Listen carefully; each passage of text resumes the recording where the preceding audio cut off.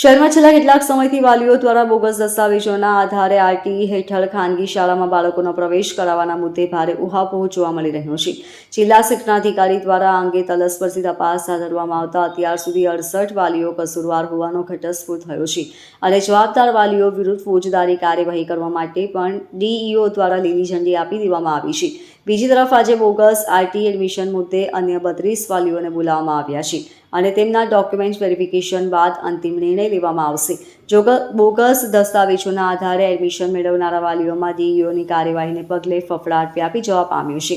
શહેરના પોસ્ટ વિસ્તારોમાં આવેલા શાળાઓમાં બોગસ આવકના દાખલાથી માંડીને અન્ય દસ્તાવેજોના આધારે પોતાના બાળકોનો રાઇટ ટુ એજ્યુકેશન હેઠળ એડમિશન મેળવનાર વાલીઓ વિરુદ્ધ જિલ્લા શિક્ષણાધિકારી દ્વારા ફરિયાદ કરવામાં આવી છે.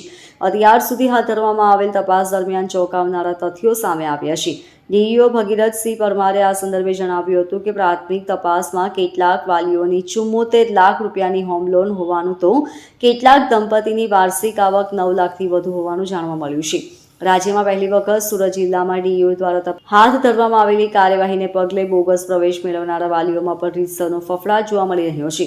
અત્યાર સુધી હાથ ધરવામાં આવેલ તપાસમાં 68 વાલીઓ કસૂરવાર હોવાનું ફલિત થયું છે, જેમની વિરુદ્ધ પ્રાથમિક ફરિયાદ દાખલ કરવા અંગેની સૂચના પણ વિભાગ દ્વારા પાઠવી દેવામાં આવી છે. જ્યારે આજે વધુ 32 વિદ્યાર્થીઓના વાલીઓને આજે ડીઈઓ કચેરીએ દસ્તાવેજો સાથે રૂબરૂ હાજર રહેવા માટેનું તેડું મોકલવામાં આવ્યું છે, જેને પગલે સવારથી જ ભારે ટેન્શનમાં વાલીઓના ટોળા ડીઈઓ કચેરી જોવા મળ્યા હતા.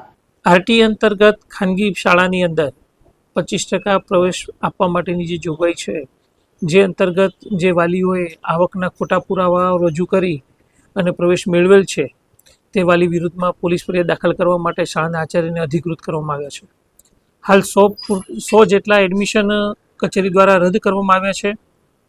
એ પૈકી 68 જેટલા વાલીઓની વિરુદ્ધમાં આચાર્યને અધિકૃત કરી પોલીસ ફરિયાદ દાખલ કરવા માટે એને અધિકૃત કરી દેવામાં આવ્યા છે. વાલીઓની આવક જોવા જઈએ તો 1 કરોડની લોન લીધેલી હોય, આઈટીઆર રિટર્ન જે છે, કારણ કે આવકનું પ્રમાણપત્ર 1.5 લાખનું રજૂ કરે છે, જ્યારે આઈટી રિટર્ન 3 લાખ, 4 લાખ, 5 લાખના આઈટી રિટર્ન પણ ભર્યા હોય તેવા વાલીઓ જોવા મળે છે. જેથી કરીને એવા વાલીઓની વિરુદ્ધમાં પોલીસ ફરિયાદ અથવા તો એના પ્રવેશ રદ કરવાની કાર્યવાહી કરવામાં આવી રહી છે. આ વાલીઓના પ્રવેશ વર્ષ 2024-25 પૂર્ણ થયે વિદ્યાર્થીઓના પ્રવેશ રદ થશે. આરટી અંતર્ગત વાલી ઈચ્છે તો એ જ શાળાની અંદર પ્રવેશ ચાલુ રાખી શકશે ફી દઈને, અથવા તો અન્ય શાળાની અંદર આ વાલીઓ પોતાના બાળકનું એલસી લઈ અને પ્રવેશ મેળવી શકશે. એ વાત કરીએ પ્રમાણે કે આવક 1,50,000 કરતાં વધુ હોય પરંતુ આવકનું પ્રમાણપત્ર ખોટું રજૂ કર્યું હોય અથવા તો મામલતદાર પાસેથી ખોટું મેળવી અને આ લાભ લીધો હોય તેવા વાલીઓની વિરુદ્ધમાં પોલીસ ફરિયાદ દાખલ કરવા માટેની સૂચના આપવામાં આવી છે. Bureau report LK star news, Surat.